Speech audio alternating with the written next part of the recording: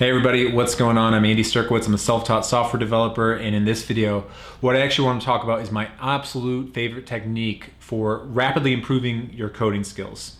And this comes from many years of making a ton of mistakes, to be totally honest with you, and really refining down how to rapidly improve my skill set and boil it down to the most essential thing. Because there's lots of tips about how to make yourself a better programmer. There's lots of little strategies, but I wanted to boil it down to the simplest idea so I could share with you guys so you can really improve your coding skills faster and even make the process just generally more enjoyable. So we're definitely gonna get to that. Now, if you're wondering who I am, I'm Andy Sterkowitz. Like I said, I taught myself to code back in 2014. I landed my first job in 2015, and I also, since that time, have been mentoring and coaching people to do this themselves, so teach themselves how to code. So this channel is really dedicated to understanding how to learn, how to teach yourself to code, and how to land that first job. So I highly recommend hitting the subscribe button below, but also make sure to hit the bell icon so you can get notifications anytime I put out an actual video. All right, so what is this technique that I've found that really rapidly improves people's coding skills? Like, what is the most essential idea that you could teach to anyone that could, if they took it to heart, could really improve them in a very short period of time? The idea is understanding how to get into flow state. That idea of getting in the zone or being in state is one of the most powerful techniques that I've used and I've seen other people use that can really improve their skills over a short period of time. Now, you may have heard of this idea before, so let me quickly explain what the flow state is, what this idea of being in the zone is. Many people, especially athletes I find, and artists, have talked about the flow state for a very long period of time. They talk about this state of being in a highly creative mode, or they find that their focus is 100% in the present moment, and they just completely forget about everything that goes on around them, and it's like one of the happiest times that they can remember.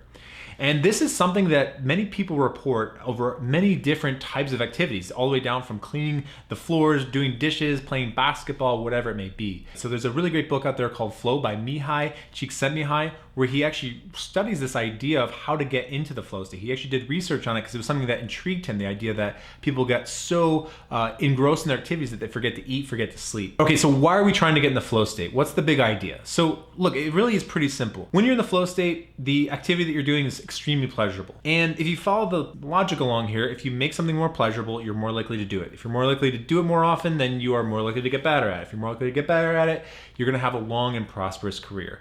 The people who are not gonna learn very quickly are those who have to force themselves to sit down and do the work. So you wanna get in the flow state as often as possible so that you look forward to doing the work, so that the work becomes pleasurable. You'll even find beyond that there'll just be less effort involved. Like you won't find yourself dragging yourself to the computer and trying to learn things. You're just drawn to it because, again, it's more pleasurable. Another reason why you wanna learn to get in the flow state when it comes to coding is that you just wanna make your life more enjoyable. If you're gonna become a software developer, you're gonna be doing this 40 hours a week or more for a significant period of your life. And I say, why not enjoy that life? Like, why make work time when you're doing something not fun and then make your free or leisure time when you do something fun? When you get in the flow state more often, it's such a pleasurable activity that you almost find it's laughable that you find that people pay so much to do it.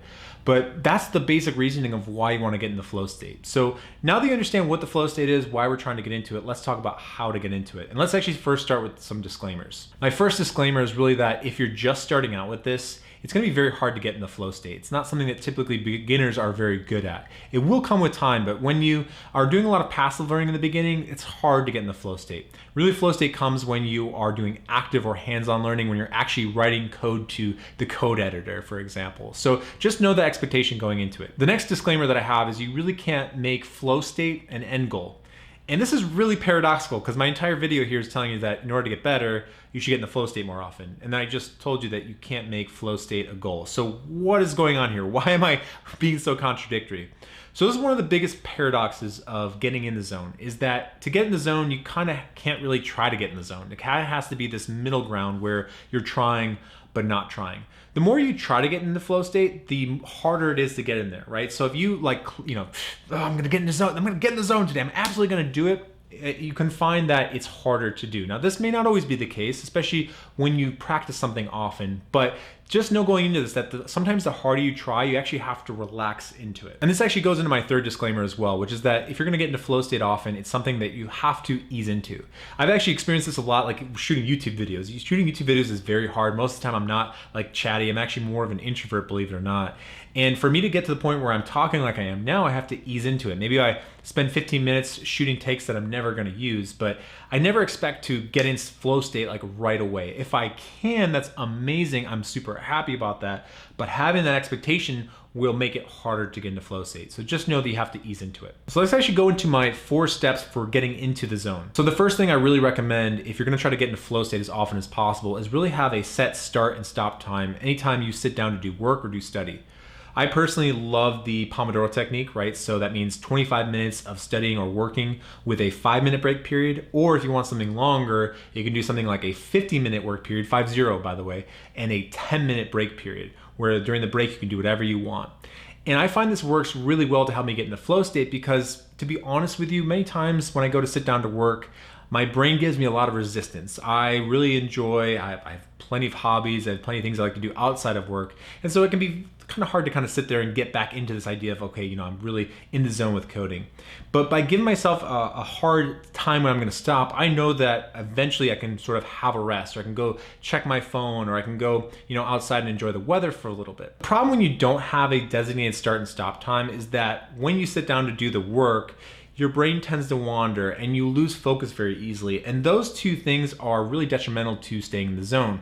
Being in the zone really requires that you focus on one thing, you single task as much as possible, and you also have something that you're highly focused on, like just one thing that you're trying to accomplish.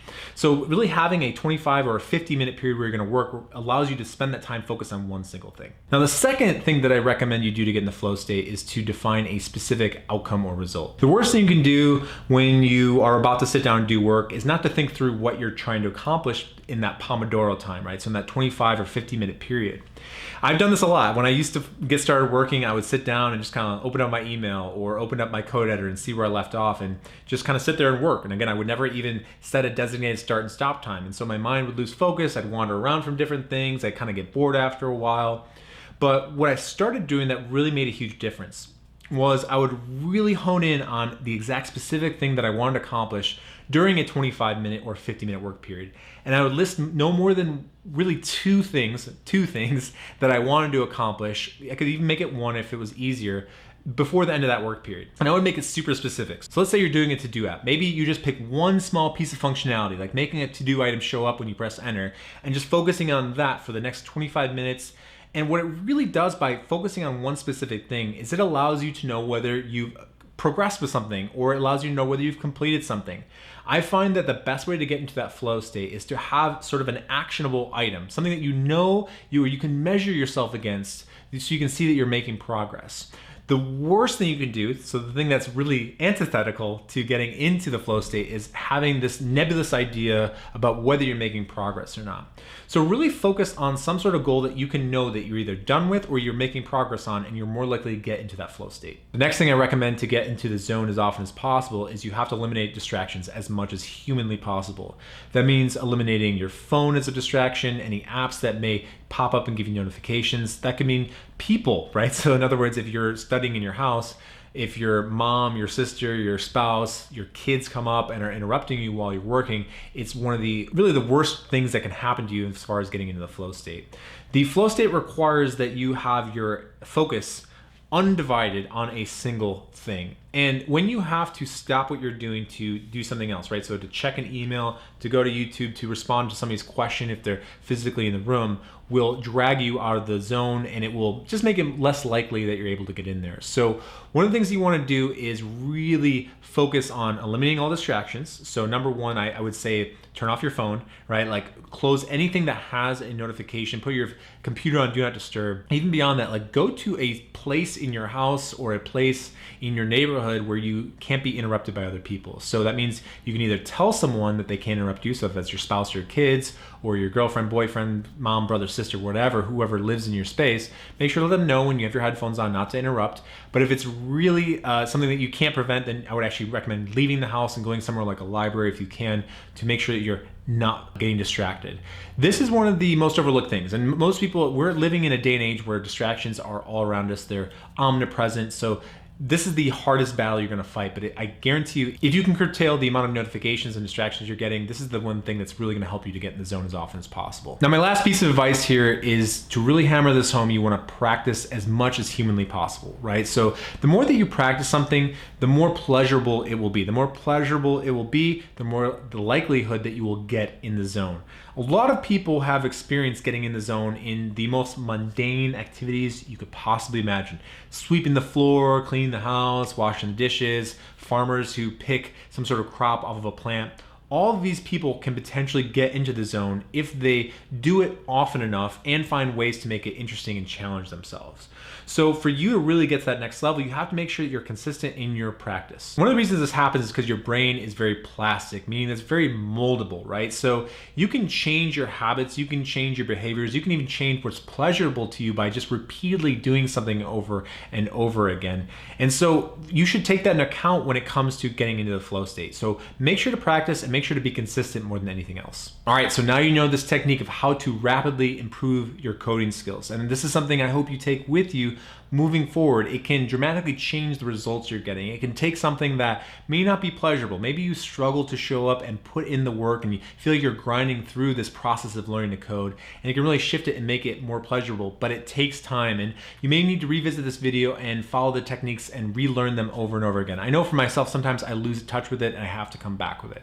So I hope you enjoyed the video. Please leave a like if you enjoyed it. And by the way, if you are the type of person who is serious about making this career change, meaning you have been putting in the work to do that and you want to step it up to the next level and work with me one-on-one to help make this career change, then I highly recommend taking the time right now to book a career strategy session with me. I will leave a link in the description below where you can make that appointment. That career strategy session is designed to evaluate whether we're even a good fit to work together. So during that call, we're really going to dive deep and figure out what your problem areas are, what you're struggling with. I want to know what your goals are. And from there, I'll understand if we can work together, if we're a good fit, and what your program will look like. So I would recommend doing that as soon as possible. I know time slots tend to go very quickly. So I'll leave that link in the description below and we'll go from there. Other than that, thank you so much as always for watching, and peace out.